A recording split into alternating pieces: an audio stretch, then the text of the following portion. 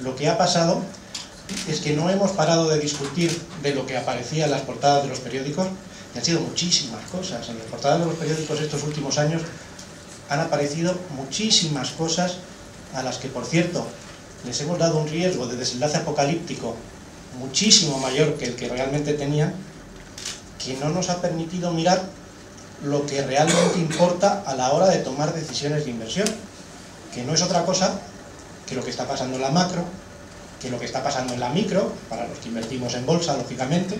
Con lo único que tiene correlación la bolsa, no se olviden, es con la evolución de los beneficios empresariales.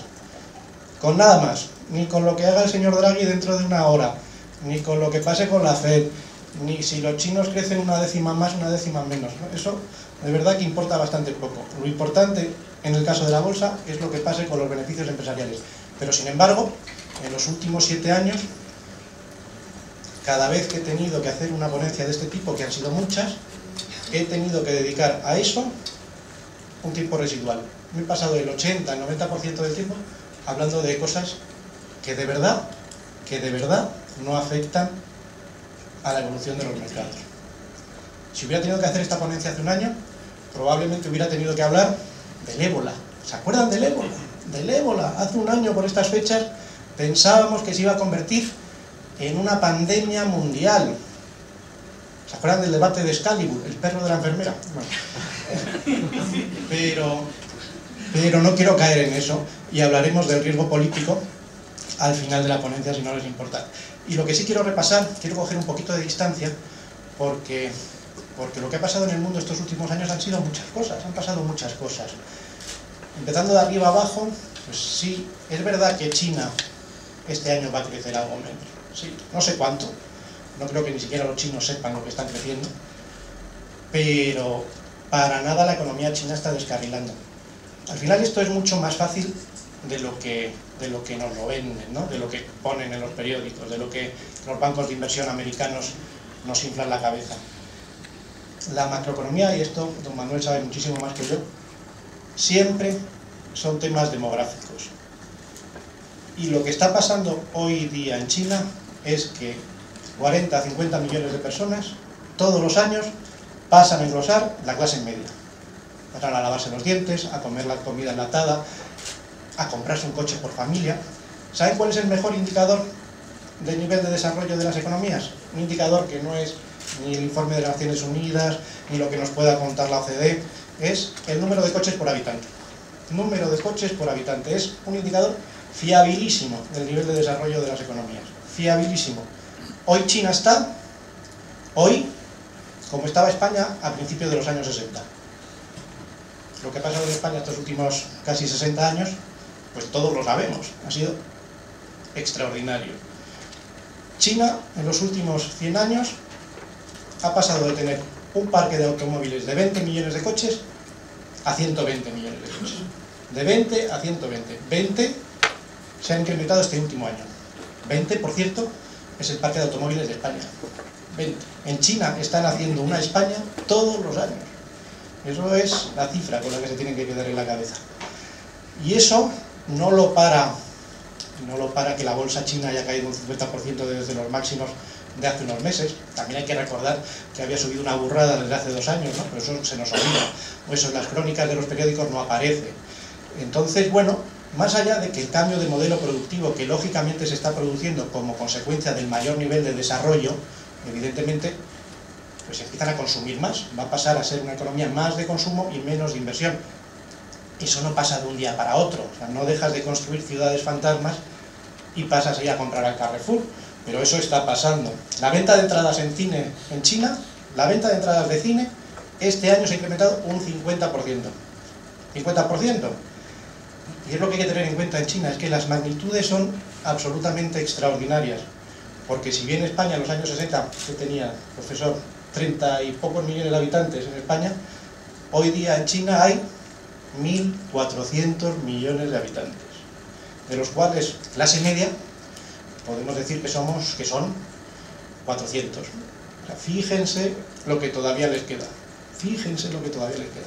Además están en un punto, como estábamos en España en los años 60, que no les preocupa tanto el tema político, sino les preocupa comprarse el 600 que no son 600 ahora, pero vamos, comprarse el coche y la lavadora. Entonces, por eso no hay, que ese es el riesgo chino, que más que el económico es un riesgo político que por el momento de desarrollo en el que están tiene también poca pinta de que se vaya a cristalizar. Entre tanto, pues la caída de las materias primas pues ha producido una desaceleración de las economías emergentes.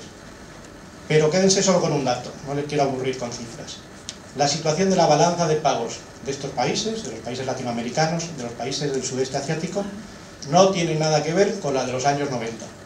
Fundamentalmente porque no están endeudados, o están muy poco endeudados en divisas fuertes, que pasaba en el tequilazo mexicano, en la crisis asiática del 97-98, pues que estas economías financiaban su crecimiento en moneda extranjera. Cuando había un shock en el mercado de capitales, cuando se cerraban los mercados de capitales, porque la renta fija es líquida hasta que deja de ser líquida. Eso, los que os dedicáis a la renta fija, los que se dedican a la renta fija, lo saben perfectamente. Es un mercado muy líquido hasta que deja de serlo, que ya no hay. Entonces, pues te dejaban de financiar y te caías, te quedabas colgado de la brocha.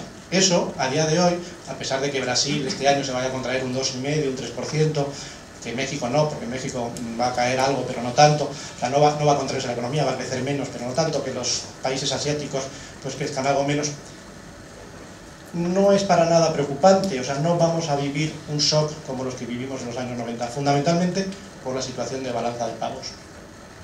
Seguimos bajando y llegamos a Europa.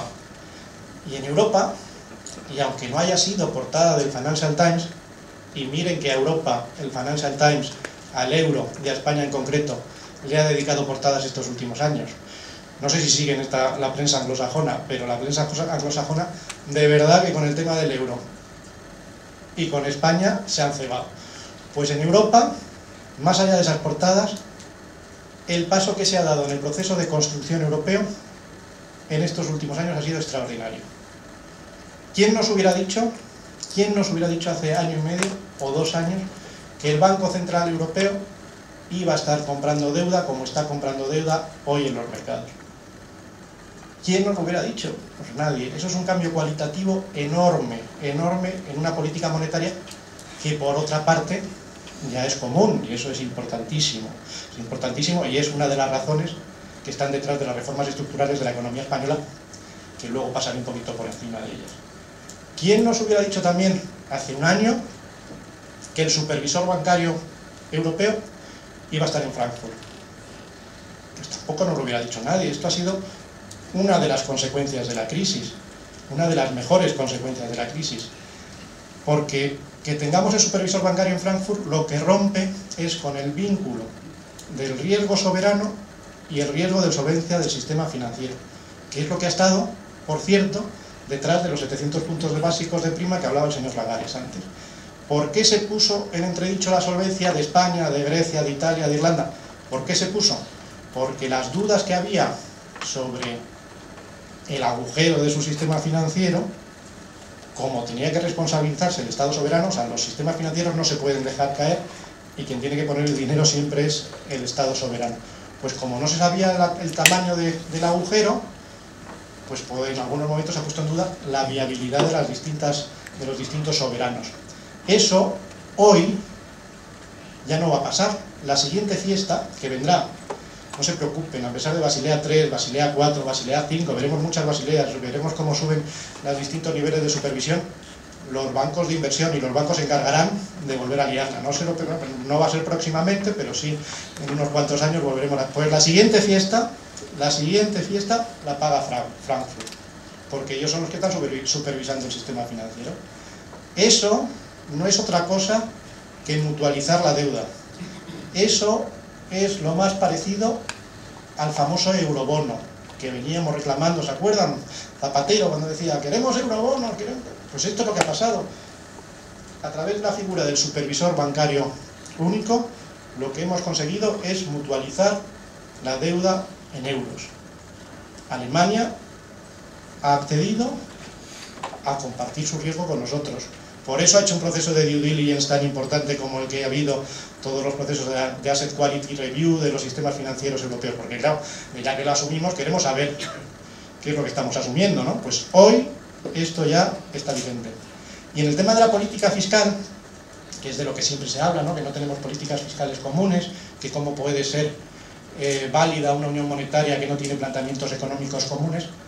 Pues eso, más por la vía de los hechos que porque se haya firmado ningún tratado, que no se ha firmado ningún tratado, sí estamos viendo cómo las políticas económicas nos las marcan desde el eje Bruselas-Frankfurt-Berlín. O sea, no a nosotros, que es evidente, o sea, es evidente que a nosotros nos marcan las políticas económicas. A Grecia, ¿qué les voy a contar? ¿Qué le está pasando a Grecia? Pero es que toda una Francia, todo un Hollande, que no sé si se acuerdan cómo llegó a la presidencia de la República hace 3 años, llegó que parecía un Zapatero en una versión afrancesada, con el tema de la salida social de la crisis. Pues bueno, hoy ha girado 180 grados su planteamiento económico, pues porque no le ha quedado más remedio, porque estamos en un club muy selecto, no el club financiero, que también, pero el club del euro lo que no te permite son atajos, no te permiten atajos, y esto está clarísimo. Y más allá de que hayamos firmado o no algún tratado, que se firmará en algún momento de los próximos años, en el que hayamos cedido las competencias de política económica y fiscal, se ha cedido de hecho. De hecho, hemos cedido las competencias de política económica y fiscal. Esto no ha habido ningún análisis todavía que haya visto en el Financial Times, o que haya escrito Morgan Stanley o Citigroup, pero lo escribirán. Esto ha sido un paso de gigante en el proceso de construcción europea. Y esto es una de las razones, o esta es una de las razones, el haber estado dentro del euro, que ha llevado a hacer en España en los últimos, bueno, pongamos desde mayo del 2010, cuando Zapatero se cayó del caballo camino de Bruselas, cuando, bueno, no se cayó, le tiraron una pedrada y le apearon del caballo en un eurogrupo donde la vicepresidenta Salgado creo que salió Irlanda, pobrecita, pero ya le dijeron que lo de la salida social de la crisis, eso hasta aquí habíamos llegado. Y bueno, pues desde entonces han hecho más reformas estructurales que en los últimos 40 años. Tiene cortarle el sueldo a los funcionarios. ¿Qué rédito electoral tiene? Quitarles moscosos, recortarles las vacaciones, hacer una reforma del sistema financiero como la que hemos vivido, reformar las pensiones, que se ha reformado, no en la profundidad que hubiera sido deseable, pero sí se ha recortado a través de ese factor de corrección que se ha metido en la nueva ley de pensiones, sí se nos ha recortado las pensiones a la gente que ha empezado a trabajar. Pues todas estas cosas, la reforma laboral, por supuesto, la reforma laboral que ahora Pedro Sánchez está poniendo un poco en entredicho, la reforma laboral, ningún político en su sano juicio había reformado hasta ahora un régimen laboral que era con muy pocos matices, prácticamente el mismo que teníamos en la época de Franco, que era tremendamente proteccionista con el trabajador, porque Franco bastante tenía como para encima tener a los trabajadores tirando piedras. Bueno, pues esto es lo que ha pasado en España. Resumiéndolo muy mucho, se han hecho 2 reformas, lo podemos resumir en 2 reformas. La reforma financiera, que ha consistido en sacar a los conductores borrachos de la carretera, que no eran todas las cajas, pero sí eran las cajas, había alguna que se salvaba, había alguna que no daba el límite de alcoholemia, pero estaba ahí rayando. Pero eso ha supuesto sacar del sistema financiero al 50% del sistema financiero, que eran las cajas de ahorros en el año 2007. Eso ha supuesto sacar del sistema financiero unas prácticas que no son la única causa que está detrás de la burbuja inmobiliaria, pero sí es una de las causas que estuvo detrás de la burbuja inmobiliaria. Y bueno, pues esto ya está fuera del sistema financiero. Evidentemente eso es buenísimo para el sistema financiero, buenísimo para el sistema financiero y buenísimo para la economía española. La reforma laboral, ¿en qué se ha traducido? La reforma laboral se ha traducido en los 9 puntos de caída de costes laborales unitarios que le echan en cara constantemente al señor Rajoy todos los días, pero en vez de esa moneda es unas ganancias de competitividad importantísimas.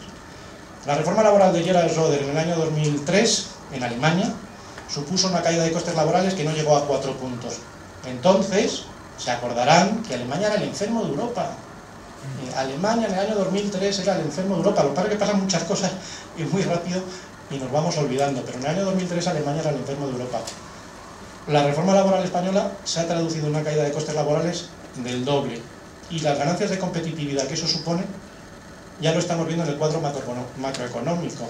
Hasta el Fondo Monetario Internacional, que es por definición el invitado torpe que llega tarde a todas las fiestas, porque es que no es capaz de anticipar nada, no es capaz de anticipar ni que mañana es, ¿qué día es mañana? Viernes.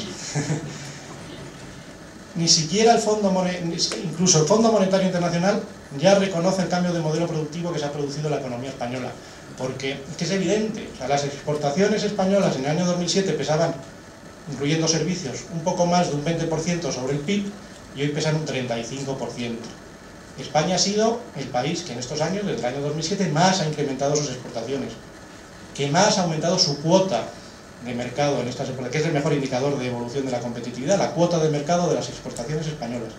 Esto no ha hecho sino incrementarse como consecuencia de esas ganancias de competitividad. Y ahora estamos viendo segunda y tercera derivada de esas ganancias de competitividad. Mayor CAPEX de las compañías españolas, si miran el desglose del PIB, la inversión en bienes de capital, CAPEX, o sea, las compañías invirtiendo para fabricar más, para exportar más, es una de las partidas principales, y mayor inversión directa extranjera. Esto sí, muy evidente en las fábricas de coches, ¿no? Las compañías de coches, todas tienen las fábricas que tienen en España, que tienen muchas, fabricando a 3 turnos. Sin ir más lejos, la General Motors le quitó el Opel Mokka a Corea del Sur para traerlo a fabricar aquí en Zaragoza. Aquí eso es extraordinario. Valladolid, la Renault en Valladolid, le está quitando constantemente modelos a las fábricas de Francia, y no es que Renault no tenga presión política, que evidentemente la tiene. Y eso es el mejor indicador de ese cambio. Ese, y que el año pasado, como ha dicho muy bien el profesor Lagares antes, salimos de la crisis, y salimos de la crisis por primera vez en la historia reciente sin que fuese el sector inmobiliario, sin que fuese el sector construcción quien nos sacara del agujero. El crecimiento de algo más de un punto del año pasado no vino de la mano de la construcción. El año pasado se marcó mínimos en construcción de nuevas viviendas. Venimos de las locuras del 2007, casi 800.000 viviendas, a las 35.000 del año pasado. Este año pues vamos a estar entre 70 y 80.000. Está muy lejos de las 700.000, pero son el doble de las del año pasado. Pero la clave es entender que no ha sido lo que nos ha sacado del agujero. Por primera vez en los últimos 40 años no es el sector inmobiliario quien nos saca del hoyo. Y ese es el mejor indicador del cambio de modelo. Es importante que la construcción vuelva porque es un sector muy intensivo en mano de obra. De hecho, ya está empezando a coger tracción, pero ya ha dejado de ser el motor de la economía española. Y esto es básicamente lo que ha pasado estos últimos años en España, en Europa y en el mundo. Y en el caso concreto de los resultados empresariales, que es lo que yo miro a la hora de invertir en bolsa, lo que estamos viendo es un fenómeno extraordinario, que es algo que nos explicaban en la facultad, que yo no fui en los años 60, yo fui un poco más tarde, pero prácticamente, como apalancamiento operativo. Recuperaciones de ingresos después de 7 años de crisis. Es que lo que hemos vivido en España es una crisis colosal,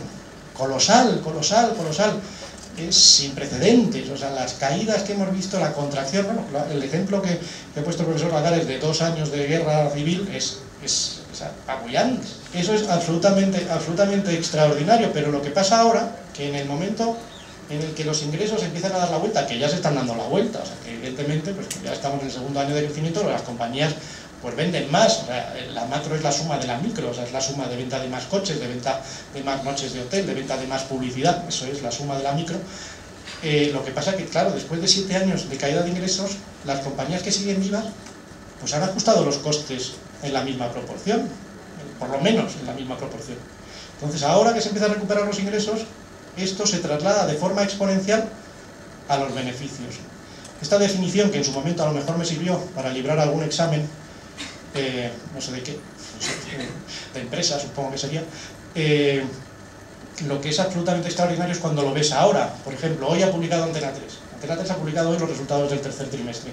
Incrementos de ingresos del 9% supone que doble EBITDA, dobla el beneficio neto. Un incremento de ingresos del 10%, dobla ingresos. Pero lo que hay que hacer ahora es dar un paso atrás y ver en qué punto estamos. Después de 7 años de caída de ingresos, esto no ha hecho sino empezar. No hay más que una rayita para arriba. Esto es el mejor indicador de que estamos en el minuto 20 del primer tiempo de partido. Esto lo podemos ver en muchísimas magnitudes. Por ejemplo, precio medio de la noche de hotel de NH, ¿no? Una cadena hotelera de hoteles urbanos fundamentalmente, que es un muy buen indicador del clima de negocios, ¿no? Porque los hoteles urbanos fundamentalmente se utilizan para viajes de negocio. El precio medio por habitación de NH en el año 2007 eran 120 euros. 120 euros. En el año 2013, peor año de precio medio de la habitación de NH, fueron 50 euros. De 120 a 50. Una bofetada absolutamente extraordinaria. Este año van a estar en torno a 67 este cierre. Pero esta recuperación de casi 20 euros por habitación y noche supone un incremento de beneficio de 240 millones de euros en una compañía que el año pasado ganó 120. Pero claro, es que fueron de 120 a 50 y ahora mismo está cerca de 70. No tengo ninguna duda que el precio de las, lo que no sé cuándo, pero que el precio medio de las habitaciones de NH va a volver a subir a 120, no tengo ninguna duda. Y ese es el momento en el que estamos, eso ya lo estamos viendo. Esto Antonio, que habla conmigo, y hablamos mucho, llevamos hablando muchos años, pues me lo lleva oyendo decir mucho tiempo que iba a pasar, pero de hecho ya estamos en modo Santo Tomás, ya estamos con los dedos en la llaga, ya trimestre que pasa, trimestre que comprobamos cuál es el apalancamiento operativo de las compañías españolas. Pero sin embargo, que esto es una realidad, sobre todo de las compañías más expuestas al ciclo, que no es el IBEX 35 precisamente un índice que esté o que tenga exposición al ciclo económico español, no, porque el IBEX 35 son 5 compañías al final las que más pesan y son las que marcan el comportamiento del índice, y en España hacen menos del 30% de su cuenta de resultados estas 5 compañías. Entonces, bueno, no es un buen indicador. Cuando hablo de bolsa española no hablo de IBEX 35, pero con todo y con eso sigue habiendo una sensación de escepticismo enorme. Enorme, vamos, lo tengo que ver en la cara, claro, oportunidad de inversión en España, y abren así mucho los ojos diciendo, este señor se ha tomado un sol y sombra antes de entrar a la ponencia. Pero eso, ese escepticismo hay que leerlo como un indicador contrario. Yo, el mejor indicador de sentimiento que utilizo es la opinión de los taxistas. De los taxistas, yo utilizo muchísimo el taxi en Madrid. Pues si ustedes cogían un taxi en el año 2006, 2007, pues a nada que le viera con este aspecto de analista financiero o que se dedica a estas cosas, pues le preguntaban rápidamente, pues ¿qué le parece las Astro, las Urbis, tal, que han subido mucho y tal? Bueno, pues yo cuando tenía un poco así ganas de explicarle, decía, mira, es que una inmobiliaria cotizando a 2 veces su valor de tasación en este momento de ciclo, se me hace como mucho, ¿no? Se me hace como mucho, yo creo que no tiene mucho sentido. Dice, pues yo he ganado un 30%. De, bueno, ahora el taxista que he venido hasta aquí le he preguntado si tenía algo en bolsa, me ha mirado, que no me ha bajado del taxi, pero de milagro, de milagro. Ahora los taxistas pues han dejado de hablar de la prima de riesgo, probablemente pues, los más optimistas o los que llevan la COPE piensan que la recuperación está aquí, los que llevan la SER que de ninguna manera, que la recuperación no llega, que es todo mentira, que nos engañan, pero por supuesto no están hablando de invertir en bolsa ni de lejos, nadie te habla de su cartera de bolsa. Yo estoy convencido que en 2 o 3 años, cuando coja un taxi viniendo aquí, y estaré encantado que me vuelvan a invitar para esta reunión anual, el taxista me va a hablar de bolsa y me va a hablar de su cartera y me va a pedir su opinión. Pero que hoy no me estén hablando es un indicador magnífico. Y además, en el caso español se produce una cosa bastante particular, que es como consecuencia de nuestro carácter. Yo hace un año por estas fechas estaba en México, porque nos llamaron unos inversores mexicanos que estaban viendo todo este cuadro macroeconómico, microeconómico, de valoraciones, evidentemente, que es lo que yo miro, y estaban con muchísimas ganas de invertir en España. Hoy, las grandes operaciones las están haciendo los inversores extranjeros, que lo tienen muchísimo más claro que los inversores españoles, que al final, pues tenemos la cabeza metida en la centrifugadora de todos los días, tenemos la cabeza metida en el Coleta, en el señor Mas, y no se pueden decir tacos y tal, pero estos señores que están fuera, que tienen mucha más distancia, pues lo están viendo clarísimo. Aquí en España nos pasa, ya lo decía Bismarck hace pues 100 años, que somos un país tremendamente cainita, porque nos llevamos matando entre nosotros toda la vida y aún así pues seguimos aquí, ¿no? Entonces, pues hoy, aunque cada vez es más evidente para el inversor extranjero y todavía lo sea muy poco para el inversor español, la oportunidad de inversión en bolsa española es de las de pocas veces en la vida. Y lo bueno que hoy estamos a solamente 2 meses de unas elecciones generales que van a poner fin a un año electoral tremendamente convulso y que sobre todo van a ser la certificación de que no hay riesgo de radicalización de la política en España. Cosa que yo llevo defendiendo desde que salió hace un año la primera encuesta que le daba a Podemos por encima del 20%, que era imposible que en una encuesta de verdad, es decir, unas elecciones donde se mete una papeleta en una urna, fuese a salir que en España había un 25% de gente radical de izquierda. Eso era absolutamente inconcebible. Pues ese ha sido el principal riesgo político que ha hecho que muchas inversiones o muchas decisiones de inversión se hayan retrasado. Hoy, al calor del resultado de las últimas elecciones autonómicas en Cataluña, las autonómicas y locales de antes de verano, las últimas encuestas, ya es una evidencia que la influencia de Podemos en la siguiente legislatura, en el mejor de los casos, va a ser mínima. No sé cuál va a ser el tándem, no sé si va a ser Mariano Alberto, Pedro Alberto, Pedro Pablo parece que tiene pocas probabilidades, pero ninguno de esos escenarios es para salir corriendo. Creo además que el escenario que tiene más probabilidades, que es el de Mariano Alberto, por lo que dicen las últimas encuestas, y si nos encargan de echarlas por tierra los del Partido Popular en los 2 meses que quedan, pues es el mejor, es el más benévolo, No estoy aquí para hacer apología política, pero con mi mujer, que tengo muchas discusiones de esto, hay que votar con la cabeza, Cuando vayan a votar el próximo 20 de diciembre, olviden las entrañas, déjenlas en casa. Y no se dejen llevar por veleidades. No sabemos lo que estos chicos jóvenes nos quieren hacer, parezco mi abuela.